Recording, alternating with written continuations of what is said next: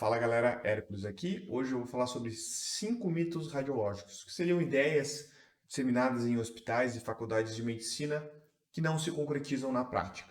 Então, se você está pensando em começar radiologia, ou talvez fazer um estágio, ou mudar para a área da radiologia, fica até o final desse vídeo que eu tenho certeza que você vai mudar de opinião.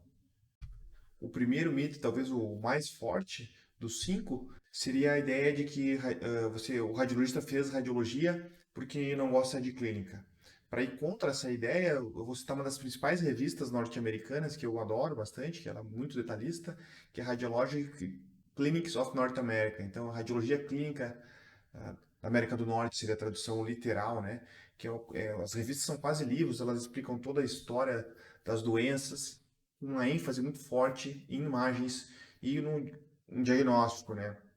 Deixar aqui uma capa da parte de uma parte de dinheiro, que está muito boa, uma revista, né? Então, para mim, esse seria um mito muito forte. O radiologista que a gente que vai estudar, ele tem que ir, às vezes, muito a fundo nos sintomas. Às vezes, quando começa a ter alguma discussão clínica, ele tem que pedir dados para que o clínico ou o residente que está acompanhando o paciente, às vezes, não sabem a gente tanto faz diferença no diagnóstico diferencial. Tanto pela imagem, a gente precisa da clínica para ir estreitando o diagnóstico diferencial em direção à doença, né? Então, o radiologista acaba tendo que saber bastante sobre clínica, invariavelmente da área que for músculo esquelético, se for área de cabeça e pescoço, neuro, que nem eu, tórax mais forte ainda a questão na clínica, né? E esse para mim seria o primeiro mito. O segundo mito radiológico seria que a residência de radiologia é a mais tranquila de todas. Para mim, isso é uma barbárie, uma falácia muito grande. Eu lembro, pelo menos, de quando eu estava na residência, às vezes, eu vou falar uma especialidade, mas poderia ser outras, em que os colegas de outra especialidade estavam, eles pediam alguns exames e o paciente fazia a tomografia à tarde e se referiam para nós perguntando sobre o laudo, sobre o exame, isso à tarde. Aí muitas vezes a gente conseguia terminar o laudo aí à noitinha, sendo que o médico, por exemplo, da área da clínica médica, pediu o exame, ele nem estava mais no hospital e nós terminávamos os exames, os laudos bem mais tarde, né?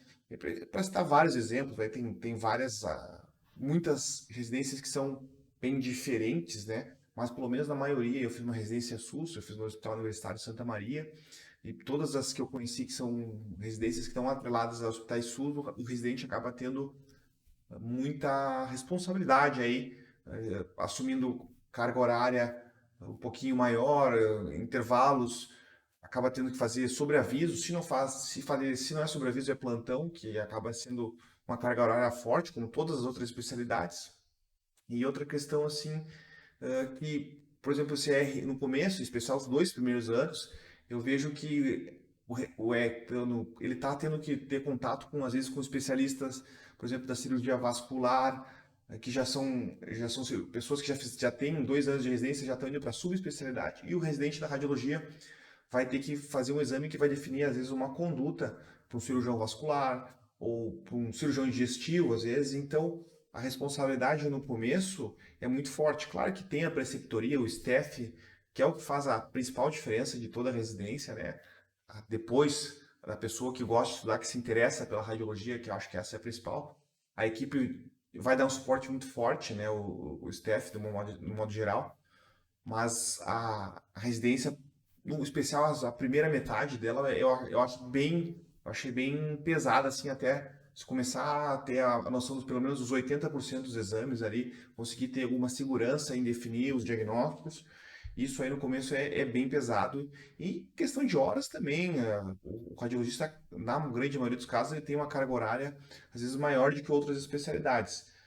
Isso pelo menos foi a minha impressão, não sei como foi, é o caso de vocês, o que vocês acham, mas geralmente, às vezes, se não é hospital SUS, é um hospital, uma área, um serviço privado, geralmente quando começa a aprender uma coisa, eles te passam algumas responsabilidades em alguma clínica, fazer alguns turnos que não estão preenchidos, acabam sobrando para o residente, então, de um modo geral, todas as residências de radiologia são bem puxadas.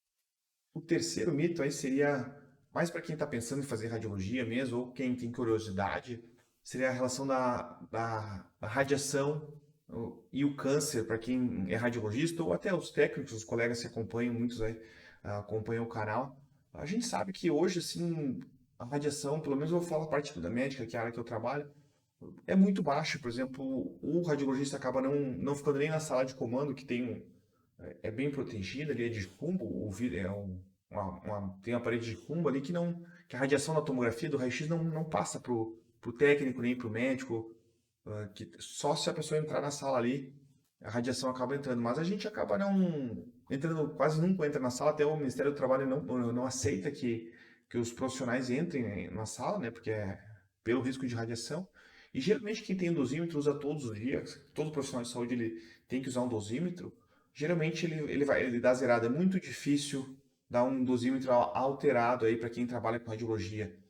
Mesmo quem vai lá no leito fazer exames, né, sobe, leva o aparelho de raio-x, geralmente o dosímetro é zerado. E mesmo se pegar um pouquinho de radiação, pelo menos do raio-x, é muito pouquinho. O radiologista que pega radiação é um intervencionista, às vezes, porque ele fica fazendo aqueles procedimentos e ele usa a escopia, que é uma radiologia, é uma imagem que faz o raio-x de forma meio dinâmica. Ele acaba pegando, às vezes, um pouco na mão, às vezes acaba pegando, tendo até catarata, se descuidar. Isso é até o pessoal da da cardiologia que faz procedimentos por hemodinâmica, às vezes está exposto mais do que o radiologista, né? Que é o que entra com catéter e também usa a escopia, né? Na sala de hemodinâmica, que às vezes são uma sala que o radiologista intervencionista e o hemodinamicista dividem. Essas pessoas aí estão expostas. Mas o radiologista, de modo geral, no ultrassom não tem radiação, no raio-x, na tomografia, na densitometria, nem na mamografia a gente não entra, então radiação é muito baixa, mas esse medo, quem está pensando em fazer radiologia não precisa ter. Se for mulher, quer ter filhos, aí radiologia é bem tranquilo nesse ponto, radiação é zero. Meu dosímetro nunca alterou. O quarto mito aí, aberto a discussões, é que radiologia não é nada estressante. Estresse é um termo bem amplo, mas a radiologia, em especial alguns serviços que estão atrelados aí a hospitais, ou que seja na própria ambulatoriais clínicas, geralmente tem algum nível de estresse no sentido de liberar o laudo com brevidade, com uma certa urgência, porque mesmo os pacientes que estão avaliando alguma, por exemplo, uma dor lombar, uma cefaleia, de forma ambulatorial, eles têm pressa para esse resultado desse exame, para ele vir rápido, porque é questão de saúde, às vezes estão pensando que pode ser alguma coisa séria. E sempre tem uma pressão para a gente liberar os laudos de maneira meio rápida, né? Muito rápida, eu diria. E às vezes a gente tem uma dificuldade de, alguns casos, como eu compartilho com vocês aqui no meu canal, se você, para ajudar a gente a estudar juntos aqui, a gente tem alguns casos que a gente precisa estudar, ler, ver artigos e ele não consegue liberar fazer o laudo de uma forma muito rápida, né? Isso no meio de outros exames, muitas vezes. Então existe um certo nível de estresse. O que a gente pode fazer? Então, alguns radiologistas trabalham, ó, eu só faço exames ambulatoriais, eu só faço ecografias ambulatoriais, por exemplo, né?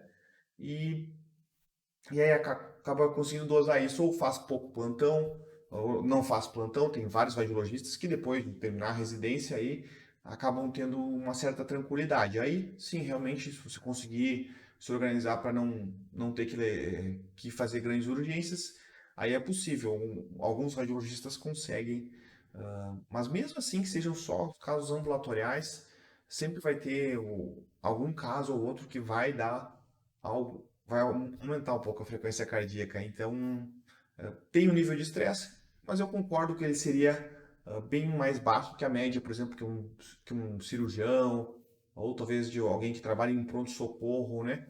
Aí eu acho que o estresse deve ser bem maior. Eu não sei como a gente faria para dosar isso, mas a rádio tem um nível de pressão e não, desde que eu me formei, tende a aumentar na questão da produtividade e na agilidade dos laudos, né? Além da qualidade, que sempre vai ser exigido.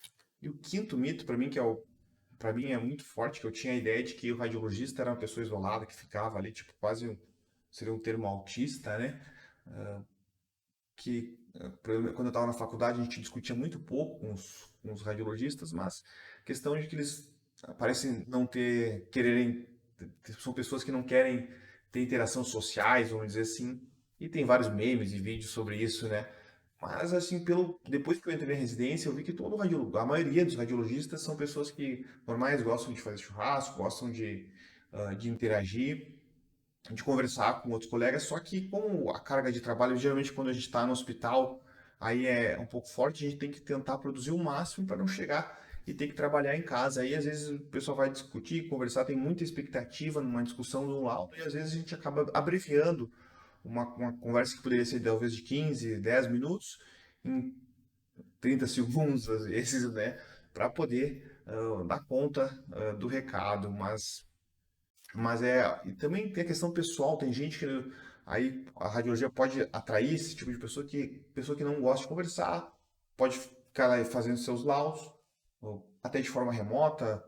Tem alguns colegas aí que viajam, ficam viajando bastante ó, até ao redor do mundo, dando seus laudos e sem com pouca interação. Mas a maioria dos radiologistas que eu conheço tem muita interação, são pessoas obviamente normais.